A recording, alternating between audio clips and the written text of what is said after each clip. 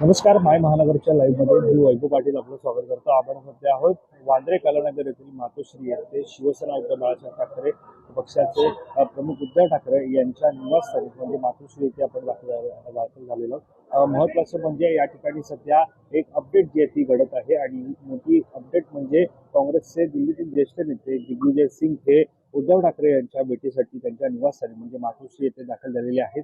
आज दुपारी 12 वाजताच्या सुमारास ते मातोश्री येथे दाखल झालेले आहेत आणि त्यांची उद्धव ठाकरे यांनी दिग्विजय सिंग यांच्यामध्ये भेट घडताना आपल्याला पाहायला मिळत आहे. निश्चितच ही भेट अत्यंत महत्वाची मानली जात आहे, कारण साधारणतः पाहायला गेलं तर गेल्या काही दिवसांपासून लोकसभा विधानसभेच्या निवडणुकांनंतर राज्यामध्ये स्थानिक पातळीवरती निवडणुका पार पडत आहेत. त्यातील पहिल्या टप्प्याचं मतदान जे झालेलं आहे नगराध्यक्ष, नगरपंचायतीच्या, नगरपालिका, नगर परिषदेच्या ज्या निवडणुका आहेत त्यांच्या पहिल्या टप्प्यातील मतदान जे ते पार पडलेलं आहे आणि आता या सगळ्यानंतर आगामी काळामध्ये जिल्हा परिषद आहेत, महापालिका निवडणूक आहे. या पार्श्वभूमीवरती एकीकडे भाजप तयारी करताना पाहायला मिळत आहे. महायुतीतील जे तिन्ही पक्ष आहेत, मग राष्ट्रवादी काँग्रेस असेल, शिवसेना असेल, भाजप असेल, जोरदार तयारी करताना पाहायला मिळत आहे. राज्यामध्ये एक हाती संपूर्णपणे सत्ता मिळवण्याचा आहे. एकीकडे सत्ताधाऱ्यांचा प्रयत्न असल्याचा आरोप विरोधक करत असताना दुसरीकडे विरोधक सुद्धा तयारी करतात. मात्र सध्या आपण पाहायला गेलं तर सध्या आपण पाहतो ही सगळी दृश्य आपण पाहतोय मातोश्रीवरची आपल्याला पाहायला मिळत आहे. दिग्विजय सिंग हे भेटीसाठी आले होते आणि या सगळ्या दरम्यान आपण पाहतोय की दिग्विजय सिंग यांची अजूनही भेट घडताना आपल्याला भेट होत असल्याचं पाहायला मिळत आहे.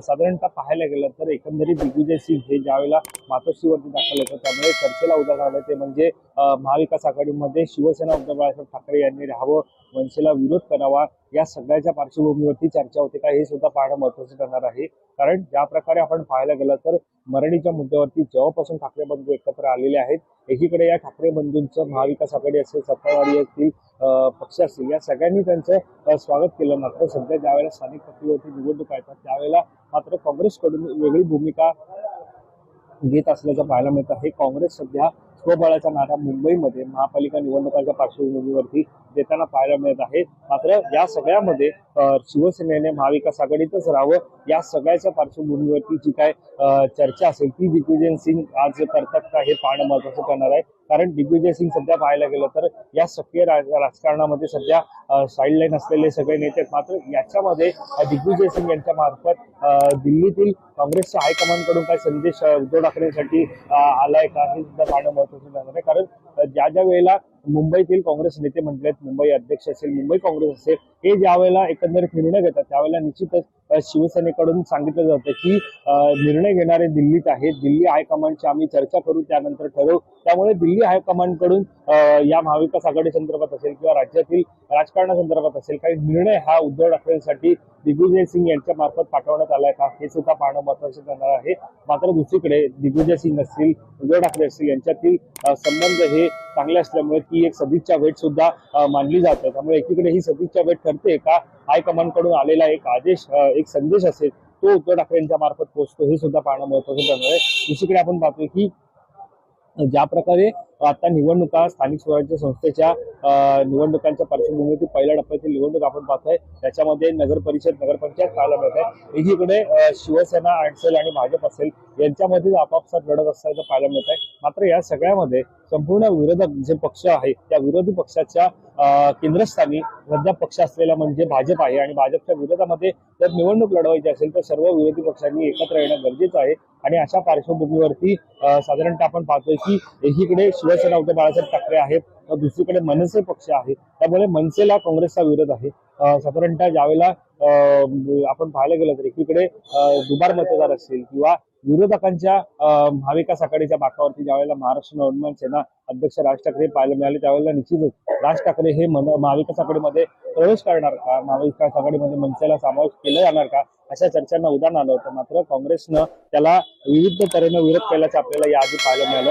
आता ही काँग्रेसची मनसेबाबत ही भूमिका वेगळी ठरताना पाहायला मिळते. मात्र एकीकडे ठाकरे बंधू आहेत, दुसरीकडे मुंबईतलं राजकारण आहे, दुसरीकडे महापालिका निवडणूक आहे. तर राज्य पातळीवरती भाजपला पराभूत करण्यासाठी ज्या प्रकारे लोकसभेतील निवडणुका पाहिल्या, विधानसभेतील निवडणुका पाहिल्या, दुबार मतदार असतील, निवडणुकीतील गोळ असतील, एकीकडे विरोधकांचे आरोप असताना सर्व विरोधक एकत्र राहणं हे भाजपच्या पराभूतासाठी अधिक चांगलं ठरेल असं सुद्धा विरोधकांचे सूर असताना या ठिकाणी आपण पाहतो की काँग्रेसचा मात्र वेगळा सूर आहे. काँग्रेस वेगळी भूमिका आपल्याला घेताना पाहायला मिळत आहे.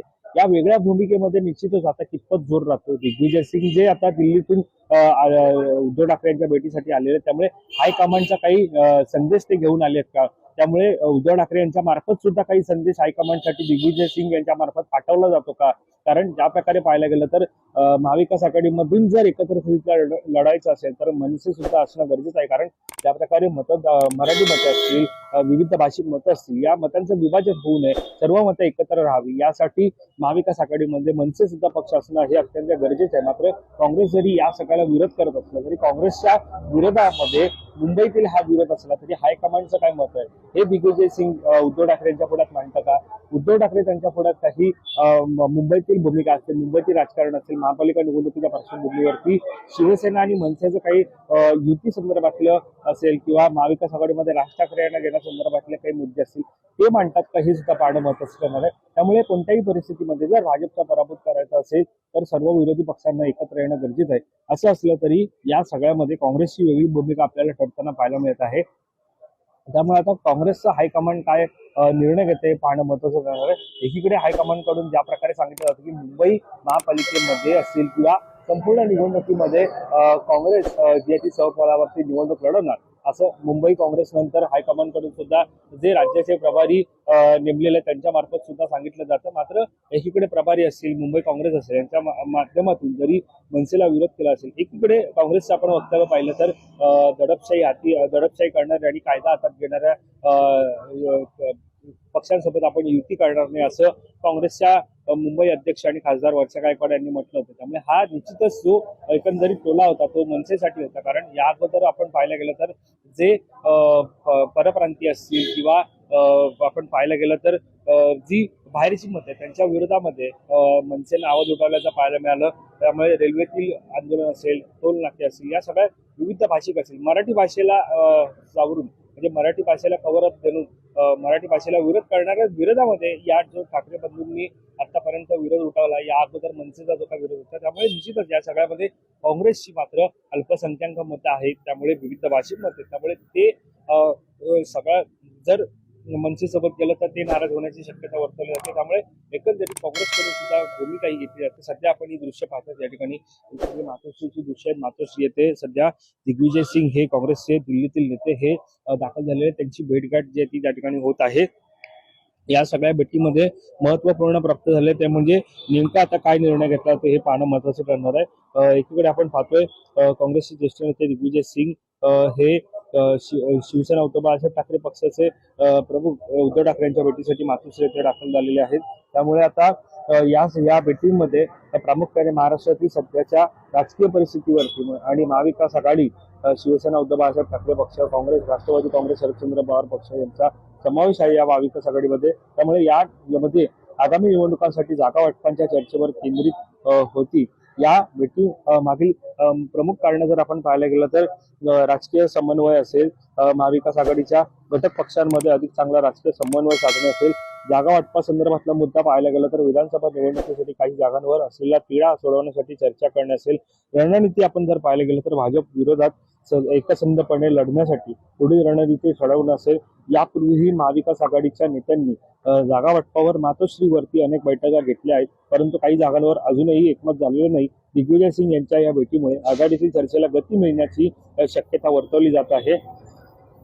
निश्चितच आपण पाहायला गेलं तर काही ठिकाण असेल, मुंबईतील वांद्रे श्री ठाकरे यांच्या मातोश्री या निवासाने भेट झाल्याचं आपल्याला पाहायला मिळत आहे. जवळपास 12:30 वाजता सुमारास ही भेट झाली आहे. त्यामुळे आता निश्चितच पाहायला गेलं तर उद्धव ठाकरे यावरती काही आपलं स्पष्टीकरण मांडतात काही पाहणं महत्त्वाचं ठरणार आहे. इकडे जागा वाटप आहे, राज्यातील घडामोड आहे, मुंबई महापालिका निवडणूक आहेत, स्थानिक स्वराज्य संस्थेच्या निवडणूक आहेत, या सगळ्यावरती नेमकं आता काय चर्चा होते हे पाहणं महत्त्वाचं ठरणार आहे. साधारणतः